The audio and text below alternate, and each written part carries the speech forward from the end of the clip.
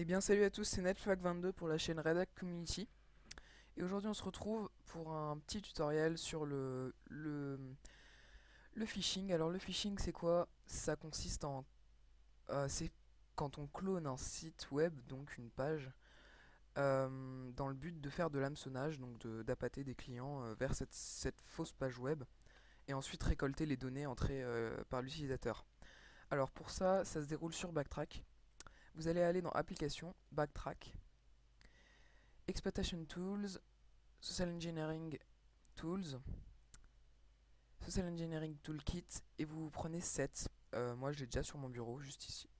Donc, une fois que vous avez cliqué sur 7, vous obtenez ceci.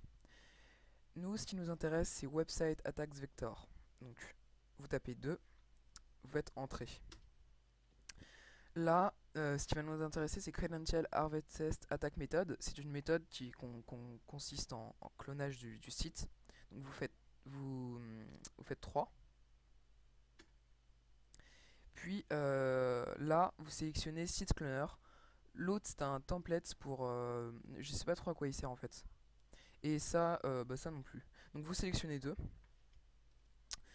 Site Cloner. Là, vous entrez l'URL du site à cloner.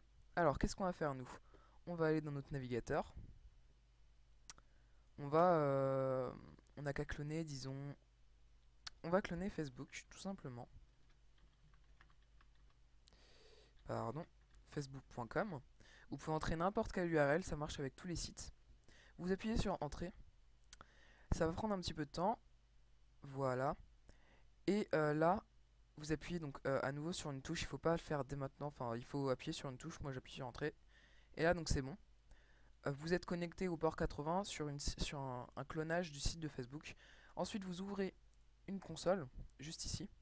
Et vous allez récupérer votre adresse interne. Donc IP interne. Vous tapez ifconfig. Et là, c'est ça qui nous intéresse. C'est l'adresse interne. Ce chiffre, c'est le même tout le temps, donc si vous le connaissez par cœur, vous n'avez pas besoin de taper ifconfig, mais bon. Vous allez dans votre navigateur. Une fois dans votre navigateur, vous tapez, vous entrez l'adresse qu'on vient donc de...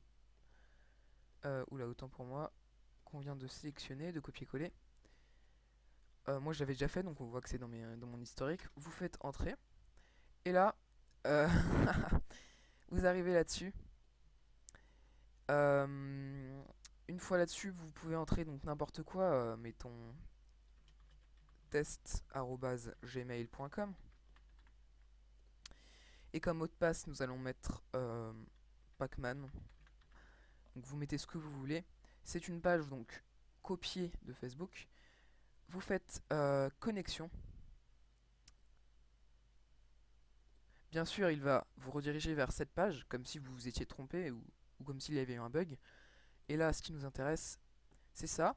Maintenant, ici, vous allez donc vous retourner dans la fenêtre que vous n'avez surtout pas quittée. Et là, qu'est-ce qu'on a? On a donc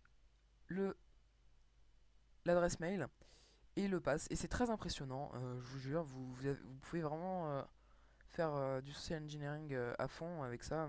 Et donc c'est super impressionnant. On peut recommencer. Il me semble pas qu'on puisse changer de site, pardon. Mais vous pouvez le faire avec des sites plus ou moins importants et voilà.